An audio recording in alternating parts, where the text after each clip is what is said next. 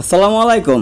ঝুঁকি সেলাই মেশিনে রানিং অবস্থায় সুতা কাটে, সেলাই ছেড়ে দেয়, কী করবেন, কীভাবে সমাধান করবেন? তো দেখতে পাচ্ছেন এই মেশিনটা রানিং ছিল, কাজ করা অবস্থায় সুতা কাটা শুরু হয়েছে এবং কি সেলাই ছাড়া সমস্যা হয়েছে। তো সমস্যাটা কি অবশ্যই দেখার চেষ্টা করবেন, ফুল ভিডিওটা বড় না, ছোটো ভিডিও, অবশ্যই ফুল দেখার চেষ্টা করবেন।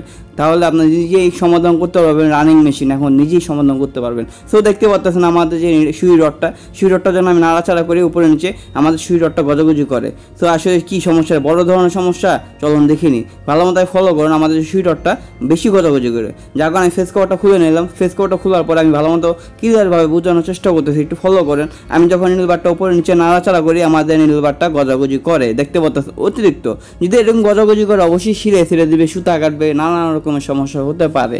তো অবশ্যই এটা ভয়ের কিছু না। আমার যেটা ধারণা হলো যে আমাদের যে ক্যাম্পটা বা আমাদের যে টেকা পেপার যে ক্যাম্পটা লাগে, যে ক্যাম্পের দুই পাশে দুটো স্ক্রু থাকে, স্ক্রুটা লুজ হয়ে গেছে। কারণ এটা অনেক সময় হয়ে থাকে, কাজের মাঝখানে কাজ করতে করতে আমাদের স্ক্রুটা লুজ হয়ে যায়। তো আমি হাত দিয়ে দেখানোর চেষ্টা করতেছি। আমাদের টেকা পেপারের একটা স্ক্রু থাকে, গ্রুপ স্ক্রু, ফার্স্ট স্ক্রু, যেটা মেশিন যেদিকে ঘুরে, আপনার মেশিন যে ব্যাক পজিশন না, মেশিনের যে টপ পজিশনে যেদিকে ঘুরে ফার্স্টে যে স্ক্রুটা পড়বে সেটা হলো গ্রুপে স্ক্রুটা ড্রাইভারের সাহায্যে টাইট করে দিতে হবে। দেখতে পাচ্ছেন, আমি দেখানোর চেষ্টা করতেছি ক্লিয়ারভাবে, আপনারা বুঝতেছেন কিনা অবশ্যই জানাবেন।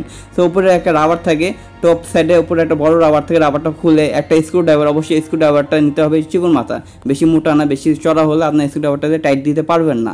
তো প্রিয় অডিয়েন্স, যদি ভিডিওটা ভালো লাগে থাকে অবশ্যই একটা লাইক দিতে ভুলবেন না এবং সাবস্ক্রাইব করতে ভুলবেন না। যারা অলরেডি সাবস্ক্রাইব করছেন তাদেরকে অসংখ্য ধন্যবাদ। একটি লাইক দিয়ে ভিডিও পাশেই থাকুন। তো দেখতে পাচ্ছেন আমি একটা ড্রাইভারের সাহায্যে আমি নাটটা ফুল টাইট করার চেষ্টা করতেছি। অবশ্যই ফুল টাইট করবেন, নাহলে আবার রানিং অবস্থায় মেশিনের নাটটা রুড বা স্ক্রুটা রুদ হয়ে যেতে পারে। তো আমাদের মেশিনটা শুধু সমস্যা ছিল কি ছেড়ে দিত এবং সুতা কাটতো। তো অনেকে বলছে এই মেশিনে হয়তো শ্যাডো চেঞ্জ করতে পারে বা হুক চেঞ্জ করা লাগতে পারে বা নিডল প্লেট খারাপ হয়ে যেতে পারে। আসলে সমস্যাটা বেশি কিছু না, শুধু আমাদের স্ক্রু দুটো লুজ হয়ে গেছে, যার কারণে আমাদের মেশিনটা সমস্যা হইতেছিল। অনেকে হয়তো ভয় পেয়ে যান মেশিনটা বড় ধরনের কোনো সমস্যা হয়েছে। না ভাই, অনেক বড় ধরনের কোনো সমস্যা না, সমস্যাটা একদম সিম্পল সমস্যা, শুধু এই স্ক্রুটা লুজ হয়ে গেছে। স্ক্রুটা টাইট করে দেবেন, আল্লাহর রহমতে আপনার মেশিনটা বরাবর হয়ে যাবে। সো আমি আপনাদের করে দেখানোর চেষ্টা করতেছি, তারপরে আপনি নিজেই দেখতে পারবেন আমাদের মেশিনটা বরাবর আছে কিনা বা গজাগজি বন্ধ হয়েছে কিনা। যদি গজাগজি বন্ধ হয় তাহলে আপনার মেশিনও পারফেক্ট চলবে, কোনো রকম সমস্যা হবে না। তো আমি স্ক্রুটা ফাইনালি একটু টাইট করার চেষ্টা করতেছি ফুল, যাতে স্ক্রুটা আবার যাতে না লুজ হয়ে যায়। যদি স্ক্রুটা আবার লুজ হয়ে যায় তাহলে আমার নিজের একটা ব্যাড রেকর্ড হয়ে যাবে যে আমি কী করলাম বা কীভাবে মেশিনটা ঠিক করলাম।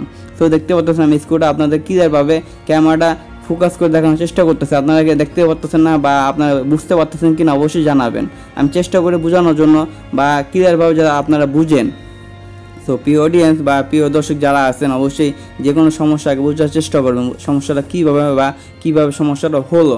রানিং অবস্থায় যদি কোনো সমস্যা হয় তাহলে নিজেই সলভ করতে পারবেন। যদি রানিং অবস্থায় মেশিনে কোনো রকম সমস্যা হয়, ছেড়ে দেয় বা সুতা কাটা বা নিডল ভাঙ্গা, যদি রানিং অবস্থায় কাজ করতেছেন হঠাৎ সমস্যাটা হয়ে থাকে, তাহলে নিজেই সমস্যাটা সমাধান করতে পারবেন। যদি নিজে একটু টেকনিক যদি খাটান বা টেকনিকটা যদি ব্যবহার করেন বা একটু টেকনিকটা যদি সহযোগিতা করতে পারেন, টেকনিক সাহায্যে অবশ্যই নিজেই সমাধান করতে পারবেন। অবশ্যই ভিডিওটা কেমন লাগছে অবশ্যই জানাবেন। দেখতে পাচ্ছেন আমাদের নিডল বার গজাগজি বন্ধ হয়ে গেছে। তো ভালো থাকবেন, সুস্থ থাকবেন। আসসালামু আলাইকুম।